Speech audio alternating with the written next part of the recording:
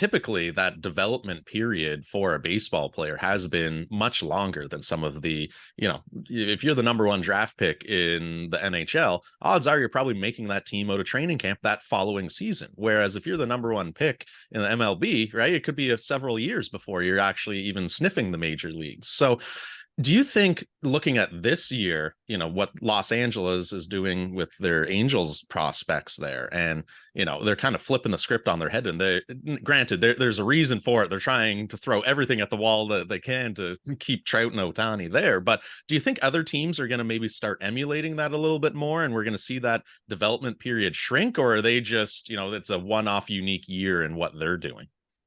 I haven't seen any data about the amount of time on average it takes guys to get to the big leagues.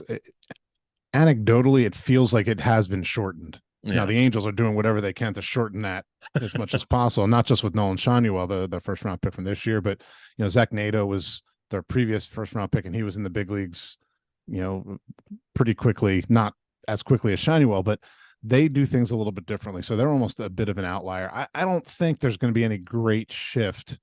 I do think that this year's draft class is special in that it has several college players who are going to move very, very quickly. I think Paul Skeens and Dylan Cruz and maybe even Wyatt Langford, those are three of the top 5 picks in the draft, are all going to get to the big leagues in a hurry. I live in Pittsburgh.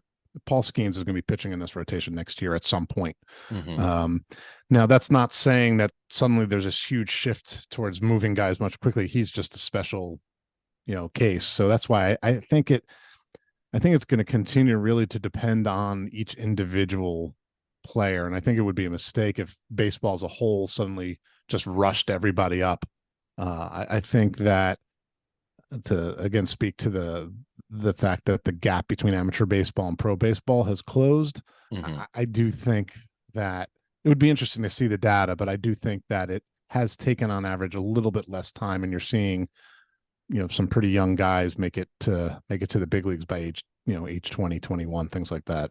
Yeah. And, there was the famous, data that sort of came out as far as how many innings and how many visits scouts that actually were able to do during COVID, because obviously that greatly affected the college season and even high school seasons getting canceled and whatnot.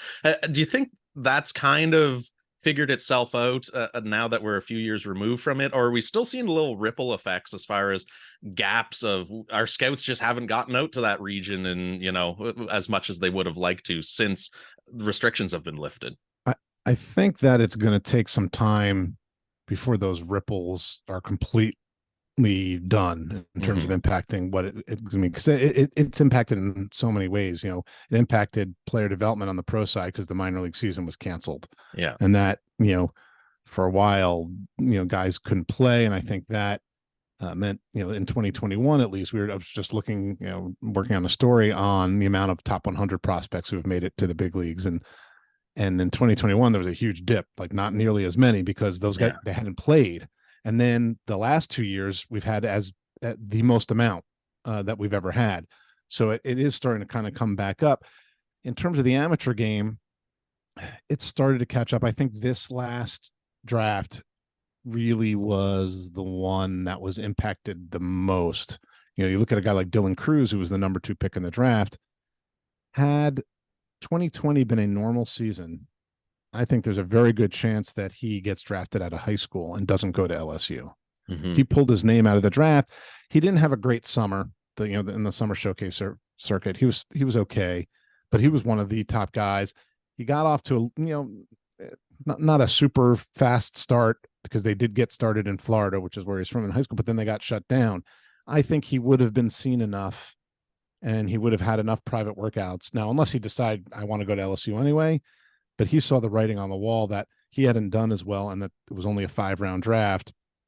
So he made the decision.